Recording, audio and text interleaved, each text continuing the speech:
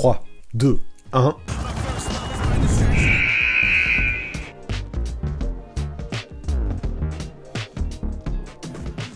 Et qui l'eût cru, me revoilà aujourd'hui pour une deuxième fois, parce que là, justement, il y a une belle news qui vient de tomber en NBA, et qui pourrait arriver et se confirmer dans les prochaines heures. C'est pour ça qu'on repart en mode Hot React.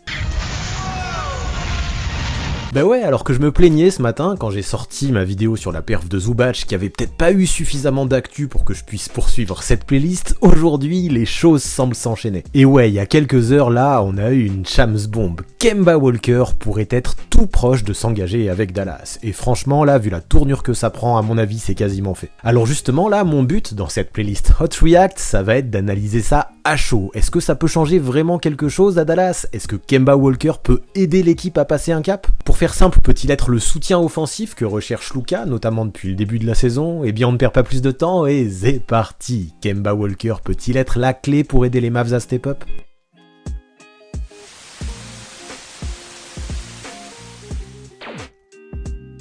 Allez, bon, on vient de l'apprendre, Kemba Walker serait tout proche de signer à Dallas, comme je vous l'ai dit.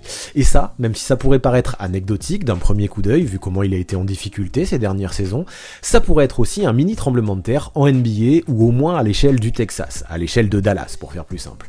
Parce que ouais, ok, on avait un meneur qui jusque-là, cette saison, n'avait pas de contrat, qui était un peu boycotté par la ligue, même s'il continuait à toucher ses sous et ses millions de dollars en provenance de son vieux deal d'OKC, et c'est vrai que ces dernières expériences, que ce soit à Boston ou à New York, n'ont pas du tout été concluantes, notamment chez les Knicks.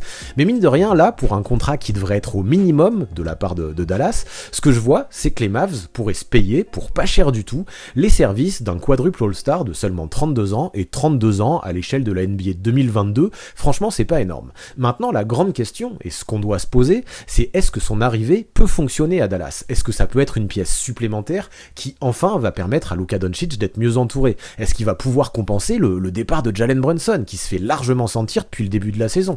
Bah pour répondre à tout ça, moi j'ai envie qu'on analyse un petit peu quel joueur il est, Kemba, et pourquoi ça a pas marché du côté de Boston et du côté de New York. Et déjà, ce qui est certain, ce qui saute aux yeux, moi, quand je pense à son profil, c'est que quand il a des responsabilités, le meneur, c'est un vrai scoreur. Un scoreur de talent. Pas plus tard qu'en 2019, il nous pondait une saison à plus de 25 points par match avec Charlotte, et déjà c'est très lourd. Mais surtout, la saison dernière encore, avec les Knicks, il nous rappelait à notre bon souvenir avec une pointe à 44 points en décembre face aux Wizards. Bon, ça lui a pas évité de sortir de la rotation des Knicks un peu plus tard et d'être transféré à Détroit pendant l'été avant d'être complètement coupé, mais quand même, moi j'en suis persuadé, le talent de Kemba pour ce qui est de marquer des points, il a pas pu s'envoler comme ça.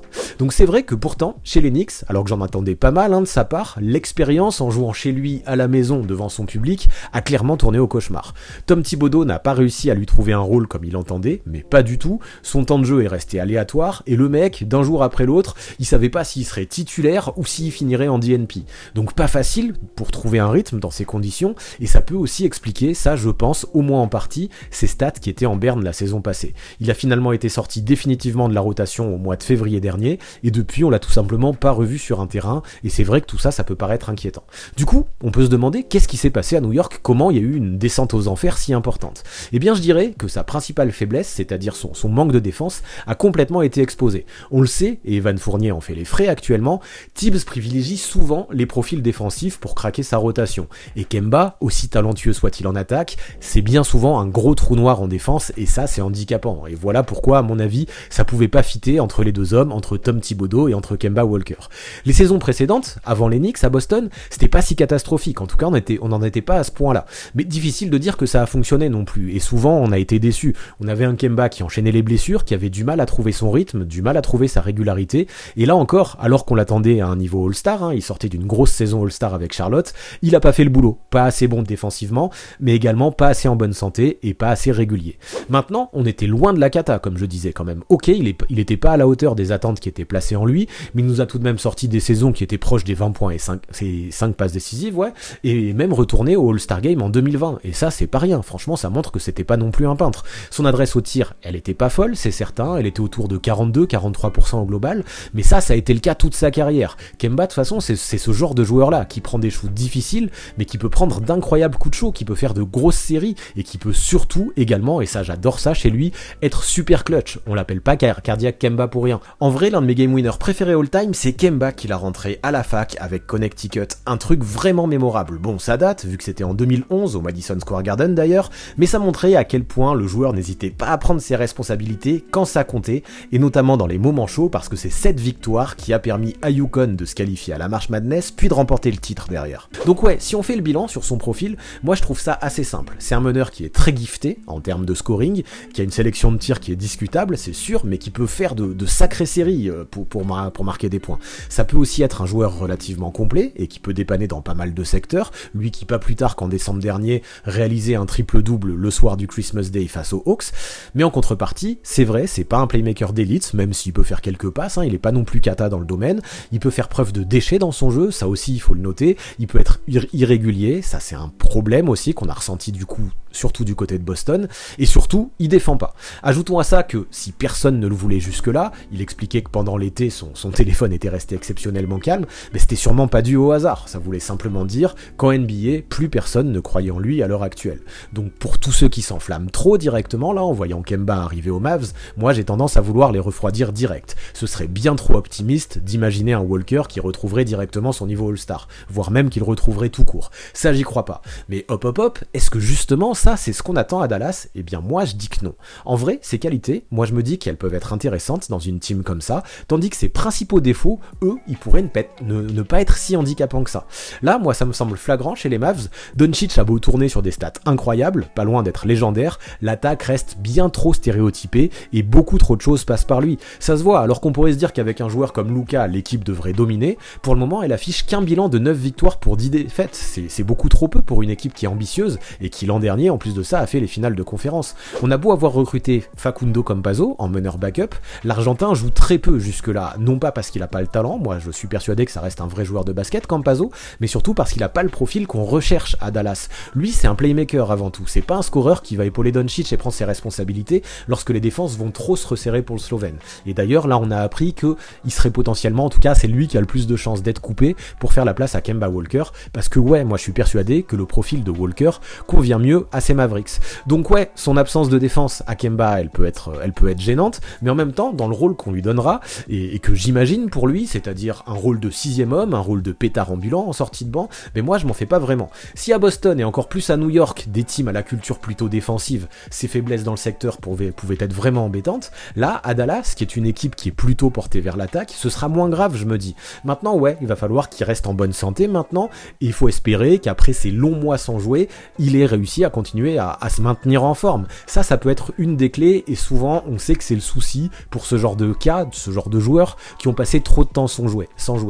Néanmoins, à Dallas, on avait besoin d'un scoreur, d'une étincelle, d'un mec qui pouvait profiter des espaces créés par Luka pour mettre des points, prendre ses responsabilités, rentrer des shoots de loin, être clutch aussi, que tout passe pas par Luka dans le money time, et encore plus depuis le départ de Brunson. Et parfaitement, ça semble correspondre aux qualités de Kemba. Moi, je trouve ça kiffant. Alors, comme je le disais, on va pas non plus trop s'enflammer, et avant toute chose, on va observer dans quelle forme physique il revient, le Kemba. Il lui faudra probablement quelques semaines encore pour retrouver le rythme, et si sa signature à Dallas se confirme, c'est en très bonne voie, a priori, comme on le disait, ça peut faire quelque chose de bien. Aujourd'hui, de toute façon, c'est à peu près clair, plus personne n'attend de lui que ce soit une star, ou encore moins une superstar. Moi, j'ai aucun souci avec ça, c'est pas ce que je veux de sa part. Néanmoins, je reste persuadé qu'il est un gars qui possède d'immenses qualités offensives, et sans ça d'ailleurs il aurait jamais été quadruple All-Star. Il peut rendre service à pas mal de teams, Dallas notamment, qui ont besoin de punch en attaque, dans ce rôle de scoreur en sortie de banc qu'il pourrait avoir là avec Jason Kidd. Donc sans aller trop loin, sans affirmer directement que son arrivée va tout révolutionner chez les Mavs, sans dire qu'ils vont se mettre à tout gagner d'un coup, moi je pense qu'il correspond exactement à pas mal de choses que l'équipe recherchait, et je me dis que oui, il peut être la petite étincelle qui va permettre à Luka Doncic d'être au moins partiellement soulagé. Et à ces Mavs aussi de redresser la barre, parce que c'est important.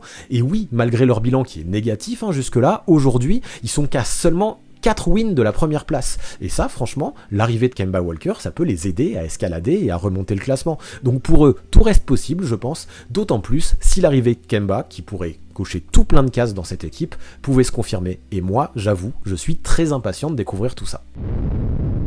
Voilà pour ce qui est de Kemba Walker et son arrivée à Dallas qui se précise de plus en plus, voilà pour ce qui est de ce 4e Hot React, le 2e aujourd'hui. N'hésitez pas à continuer à me donner votre avis sur ce format qui est tout récent et que j'essaye de faire progresser, mais aussi à me donner votre avis sur l'arrivée de Kemba à Dallas. Est-ce que pour vous, il a le profil, il peut vraiment faire quelque chose, avoir vraiment un apport en sortie de banc, ou alors est-ce que pour vous, ça y est, il est complètement éclaté et ce sera juste un vétéran qui va cirer en plus? Dites-moi tout ça en commentaire, vous le savez, à chaque fois, ça m'intéresse à fond de connaître toutes vos tendances. Et pour finir, vous connaissez les bails, on s'abonne à la chaîne, on active la cloche pour recevoir les notifications, on lâche un maximum de pouces bleus et on rédige ses meilleurs commentaires. Big up en tout cas à tous ceux qui sont restés jusque là dans la vidéo, c'est super important pour la mise en avant, le watch time et le référencement sur YouTube, et merci à tous ceux qui continuent à soutenir sur Twitch et sur Tipeee. Vous êtes vraiment la mif, donc si vous aussi vous voulez rejoindre cette famille en or, si je peux me permettre, vous savez quoi faire, toutes les infos seront dans la description. À très vite.